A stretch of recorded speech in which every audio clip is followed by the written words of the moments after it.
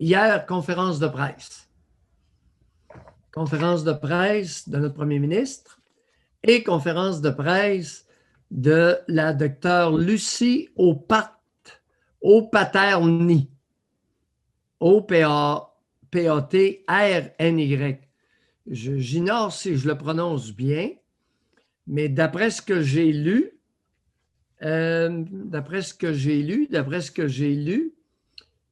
c'est que le R est après le T. Opaterny. Bon. Mais si le R est devant le T, ça va faire Opaterny. En tout cas, si quelqu'un le sait, éclairez-moi. Peut-être qu'il y a une faute de frappe. La docteure Lucie Opaterny est sous-ministre de la Santé. Donc, c'est une personne qui est importante. Et elle nous a appris des choses. Elle nous a appris, imagine-toi donc, qu'il y a 140 000 interventions chirurgicales qui sont sur une liste d'attente.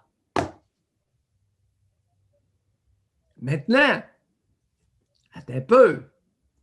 C'est important de lire l'article au complet.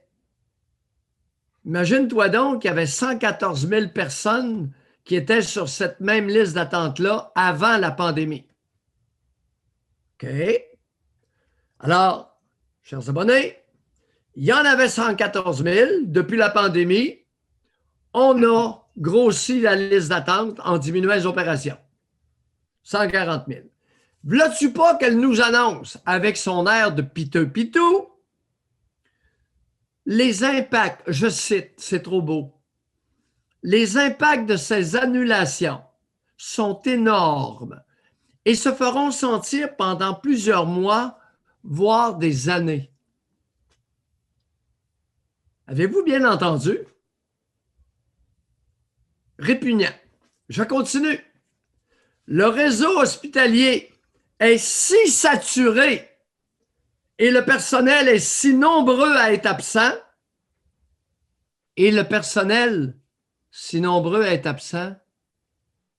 que de plus en plus d'activités médicales doivent être délestées. Délestées veut dire pas jeter à la poubelle, mais retardé. Mis sur des listes d'attente, puis ça pourrait prendre des années. Alors, il y en a qui ont des maladies qui vont se détériorer, puis ne sont plus opérables, etc. Il y a 56 conséquences. Tout ça parce que le premier ministre nous apprend. Il nous a appris hier, écoutez bien ça, 95% des décès du virus chinois ont 65 ans et plus. Est-ce que tu savais qu'il reste 5% pour toutes les autres? Maintenant, pas fini, ça ne s'arrête pas là. 80% des infectés, 80% des COVID+, ont 65 ans et plus.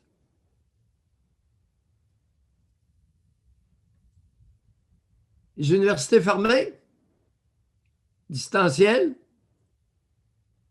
les rues fermées. Vous en allez où avec votre couvre-feu? 80% des infectés ont 65 ans et plus. RPA, deux mots. RPA, CHSLD. La même maudite poutine qu'au printemps. Résidence pour personnes âgées, évidemment. CHSLD, centre de soins prolongés, nos mouroirs. Ça n'a pas changé tellement. Et là, on nous apprend que le personnel serait si nombreux à être absent. 90 000 vaccins donnés. À qui vous l'avez donné? Je vous l'avais dit, vous piquez les préposés aux bénéficiaires et le personnel de soins en premier. Là, vous vous lamentez que vos hôpitaux sont saturés et qu'il y a J'ignore le nombre. Le personnel est si nombreux à être absent. C'est ce que Haut-Paterny nous apprend, la sous-ministre de la Santé. Pourrais-tu prendre des bonnes décisions de temps en temps, ma grande? Peut-être que je me trompe, peut-être qu'elle fait 5 pieds 2. Je l'appelle ma grande. Grosse nouvelle intéressante dans le Journal de Montréal. Et ça, je dois l'expliquer. Parce que ce n'est pas tout le monde qui est capable de le comprendre. Là. Alors là, on a Jamie Boulacanis. C'est son nom, c'est pas une joke, là. B-O-U-L-A-C-H-A-N-I-S. Boulacanis. Ou Boulachanis. Bon, Jamie Boulacanis, c'est une meurtrière. C'est un homme qui a tué quelqu'un. Et là, ne dis pas qu'il va changer de sexe. Il va être opéré. Suite à tout ce que je viens de dire. Mais ce que vous ne savez pas, c'est que Boulacanis va être opéré. On va y couper les chenolles puis le pénis dans un établissement privé spécialisé dans le coupage de chenolles et de pénis. Les hôpitaux sont publics. Il n'y en a pas d'hôpitaux privés au Québec. Les hôpitaux sont publics. Il y a des cliniques, il y a beaucoup de cliniques privées et de plus en plus. Est-ce que quelqu'un pourrait dire à la docteure Lucie Haut-Paterny que c'est le privé dans l'avenir, imaginez-vous donc, qui va prendre le lest délaissé par le système public? Imaginez-vous donc que c'est les cliniques privées, les hanches, les yeux, la langue, les oreilles, le pénis, la vulve, les orteils, les genoux, les chevilles. Alouette. Fait que là, Lucie Haut-Paterny, fais attention, parce que si Maillot se pogne dans un débat avec toi, tu vas trouver le temps long. Tu vas avoir des maudites bonnes raisons d'avoir le visage comme une face d'épagnole. Tu vas avoir des bonnes raisons. Parce que ta nouvelle d'hier, je la trouve pas drôle. Ton système cubiste, là, je l'aime pas. Moi, j'ai une question pour vous, Doc. Vous êtes spécialiste de l'humain, du comportement humain, etc. Est-ce que ça aurait fait réagir encore plus la population si on avait mis un couvre-feu uniquement pour les 65 ans et plus? Tu sais, si on s'était fié aux statistiques, puis parce que là, il y a des entreprises de fermer, il y a le sport d'équipe est fermé, les enfants, moi, je lis des publications ces temps-ci, là, il y a beaucoup d'anxiété chez les jeunes, ne voient plus leurs amis, font plus leur sport, etc. Ils grandissent plus, ils évoluent plus, ils n'ont plus de but.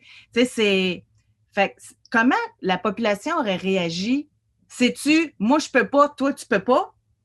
Ou bien, tout le monde égal?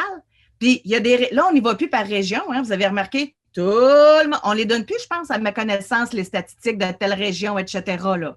C'est tout le monde égal. On n'y va pas par là, il y a un problème, on règle le problème là, puis les autres, on les laisse tranquilles. Pourquoi qu'on est comme ça, selon vous? C'est-tu réfléchi ou bien ils font ça? Non, culturel. C'est culturel. C'est l'envie. L'envie est le vice national des Canadiens français.